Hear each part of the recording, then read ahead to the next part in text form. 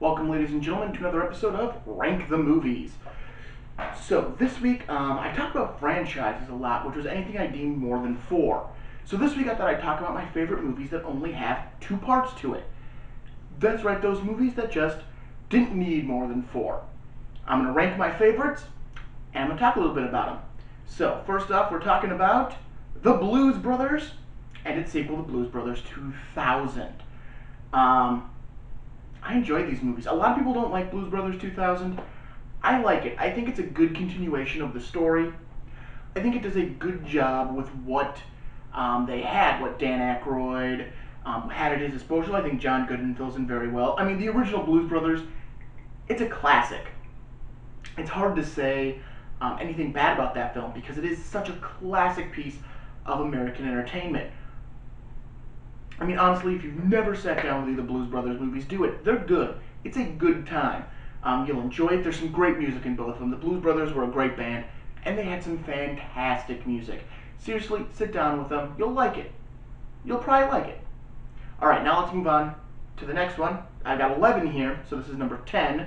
If you want to do that whole, numerical ranking thing. We've got The Devil's Carnival and Hallelujah, The Devil's Carnival. I love The Devil's Carnival movie. Again, we have some more musicals coming at you as these are both musicals. They're made by the same guy who did some of the Saw films, although they're not like horror films. They are just good musical comedy. You've got... basically the idea is it is Aesop's fables told by the devil as a way to bring up sin. And it kind of looks at hell in the first one, The Devil's Carnival, and Hallelujah looks more at the heaven-based of it. They wanted to make more movies in this series, they just haven't yet, so it gets to make this list because there's only the two of them. Next up, we have The Shining and Dr. Sleep. I've talked about these movies at length in my Shining video, which you can definitely check out elsewhere on the channel. They're good movies. I enjoyed The Shining, I enjoyed Dr. Sleep a lot. They're fun films to take in and watch. Definitely, if you've never sat down with either of them, do it. It's a good time. If you've read the book, read the books. I like them. It's a good continuation of this story. Obviously, in The Shining, you have the Torrance family spending the winter up at the Overlook Hotel, and Jack Torrance goes nutty. And the sequel, Dr. Sleep, is his son Danny, now grown up, still having his shining ability, and trying to deal with life with the shine. Next up, we have Addams Family and Addams Family Values. I talked about both of these movies during my Director's Month when I talked about Barry Sonnenfeld, who directed both of these movies. I love the Addams Family movies. I think they're just a great set of films. A lot of people throw in the made-for-TV movie, an Addams Family Reunion, as the third part of a trilogy. It's not. It's only these two movies. I think Christopher Lloyd came back for Addams Family Reunion, but it wasn't an actual sequel. It was the start of a new TV show that never got off the ground. But honestly, Addams Family Values are really good movies, and you should check them out. Next up, I want to talk about Zombieland and Zombieland Double Tap. Yes, Zombieland Double Tap. The Zombieland movies are amazing. They're fun films that really just kind of capture the imagination. You have a world full of zombies, and you get some good comedy with it. It's got a great cast: Woody Harrelson, Jesse Eisenberg, Abigail Breslin, Emma Stone. They're great in both movies. Definitely check them out. They don't lose. Zombieland Double Tap isn't nearly as good as the original, but it still holds up, it still keeps a pace, and it still keeps moving. Next up, we have Wayne's World and Wayne's World 2. What to say about the Wayne's World films is, it's Wayne's World. Party on. Excellent. They're great movies. They're based on the SNL skits of the same name, Wayne's World, where Mike Meyer and Dana Carvey play Wayne and Garth, and they have their own TV show called Wayne's World. And really, the first one is about Wayne falling in love. Their TV show goes off of public broadcasting, and goes more national in the Chicago area. And it's just them dealing with corporatism. And then you move over to Wayne's World 2, where they're trying to set up a rock concert called Wayne Stock. And just everything that goes on there, and you get the Naked Indian, It's a good time. Definitely check out Wayne's World. They're a good laugh. Next up, we look at Happy Death Day and its sequel, Happy Death Day 2. I've always loved the idea of someone having to relive the same day over and over again. So I definitely fell in love with these movies. Basically, you have a woman, she named Tree. She wakes up, and it's her birthday. And then she wakes up, and it's her birthday. But every time she dies between waking up. So Tree keeps dying, and has to figure out who killed her so she can stop this loop as to why she's dying. Happy Death Day 2 continues that, and gives you an explanation, even though one was never necessary, as to why this event is happening. Why does Tree keep dying and coming back to life? Well, the explanation comes in Happy Death Day 2U, and they're a good set of movies. They're very entertaining, they're very fun, and they move very quickly. If you've never sat down with them, definitely do it. I don't think they're making a third one. I would love it if they did.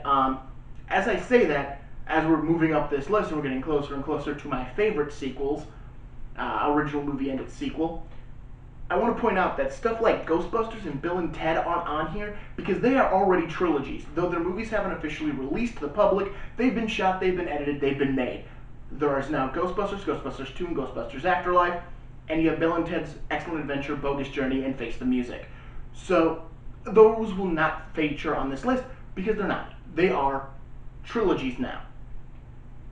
So next up we have Sin City and Sin City, A Dame to Kill For. I love the original Sin City movie, based on the graphic novels by Frank Miller of the same name. It's a trilogy story where it's three different stories from those graphic novels told out. Dame to Kill For is actually only one story, and the rest are original pieces that Frank Miller wrote for this movie. They're very well acted. Bruce Willis, Benicio del Toro, Clive Owen in the original, Josh Brolin in the second one. They play the same role. They all do such a good job in this movie. They are both fun films, and they're just so cinematic. Their structure, the way they are shot, the black and white, but with the color still there, it is really fun and it's really entertaining. Seriously, sit down with the Sin City movies. They are worth it. Take the time. Now, next up we have Get Shorty and Be Cool. Again, we talked about Get Shorty during Director's Month because Barry Sonnenfeld. We did not talk about its sequel, Be Cool. These are both based on books by Elmore Leonard of the same name. If you remember, Get Shorty is about the Shylock who goes into the movies. Be Cool is about the Shylock, the same Shylock, played by John Travolta, who goes into the music business. It's a lot of the same, but in the good way. You enjoy yourself with it. I mean, it's Dwayne Johnson's in this movie. It's an early Dwayne Johnson performance, and he is absolutely hilarious in this film. Vince Vaughn does a great performance. I'm not a huge Vince Vaughn fan, but I like Vince Vaughn in this. Harvey Keitel plays your villain. Uma Thurman comes in as the love interest. As a pairing, they are very good movies, and they're just enjoyable to watch. Again, they are slightly repetitive with some of the structure of the story, because it is the same idea of a bunch of different things kind of colliding together to move on. So, I mean, if you're looking for a completely different story, you're not going to get that with Be Cool. But if you're just looking for a good movie with a good sequel and companion, I mean, this is a great set. Next up, I want to talk about Super Troopers and Super Troopers 2. This would technically be number 2 on this list. I love these movies. I saw Super Troopers when I was a child in theaters. I wasn't a child, I was in my early teens, and I saw Super Troopers 2 in theaters, which was just great. It's great when you can do that. Basically, it follows a group of state troopers, state highway patrol troopers, who just kind of goof off on their jobs. They're not the most ambitious guys in the world, and both of them, they kind of get involved with drugs. The first one is a monkey. I have advanced myself when I did not mean to. I'm playing with things, I am sorry. The first one involves them stopping a drug ring in their town. The second one is them going to Canada, or a part of America. Part of Canada is found out to be part of America, so they have to go and be the highway patrolman of this new part of America. And again, there's someone trying to do passive smuggling, which is basically hiding things, so when the border moves officially, they didn't actually smuggle drugs in. They took drugs in Canada, moved them to a spot, and then that spot became America. They're both very funny movies made by Broken Lizard. I love these guys. Definitely check them out. They are a fun set of movies. And finally, if you didn't see it when I accidentally flipped to it, my number one is Gremlins and Gremlins 2 The New Batch. Who wouldn't have guessed both of these movies made by Top 100? I love these films. They are such amazing movies. Joe Dante directed. I didn't do Joe Dante in Director's Month because it would just be me gushing and then me gushing some more now. Basically, you have Gizmos, a Mogwai.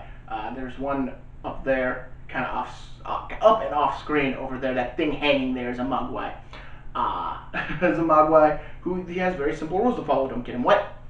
Don't feed him after midnight. And don't expose them to bright light, especially sunlight. It will kill them. Basically, if you get them wet, they multiply. If you feed them after midnight, they turn into monsters.